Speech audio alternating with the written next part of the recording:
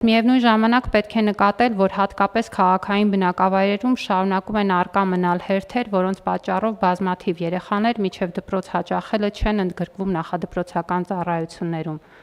25 թվականի տարեվերջի դրությամբ Երևան քաղաքում հերթագրված էին 12930 երեխաներ, որոնք նախադպրոցական կրթության մեջ ընդգրկման հնարավորություն չեն ունեցել հենց նման հերթերի պատճառով։ Եվ պետք է ասել, որ մեր կրթության ռազմավարությամբ մենք քաղաքային բնակավայրերում հատկապես նախատեսում ենք, որ ծառայությունների ընդլայնումը պետք է լինի համագործակցելով մասնավորի հետ եւ խթանելով մասնավոր նախադպրոցական ծառայությունները։ Պետք է նշեմ, որ այս իմաստով էլ նախընթաց շրջանում արված է մեծ աշխատանք, մասնավորապես ներդրվել են լիցենզավորման մեխանիզմներ մասնավոր նախադպրոցական ծառայությունների համար եւ 25 թվականի ավարտի դրությամբ մենք արդեն ունենք 249 մասնավոր նախադպրոցական հաստատություն, 24-ի նկատմամբ շուրջ 61%-ով աճել է լիցենզավորված մասնավոր նախադպրոցական հաստատությունների թիվը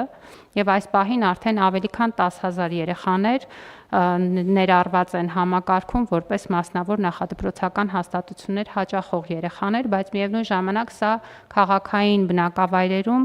նախադպրոցական հաստատություններում ընդգրկված երեխաների ընդամենը շուրջ 22%-ն է, ինչը նշանակում է, որ ներուժը շատ ավելին է եւ պետք է դա արդյունավետ իրացնել։ Եվ որպեսզի կարողանանք ավելի արդյունավետ աշխատել մասնավորի հետ, ներկայացրել ենք այսօրվա որոշման նախագիծը, որը նախատեսում է փորձարկել ֆինանսավորման նոր մոդել մասնավոր նախադպրոցական ծառայությունները խթանելու համար եւ ըստ էության ներդնել մեկ երեխայի ֆինանսավորման մեխանիզմ պետության եւ համայնքի ֆինանսավորմամբ։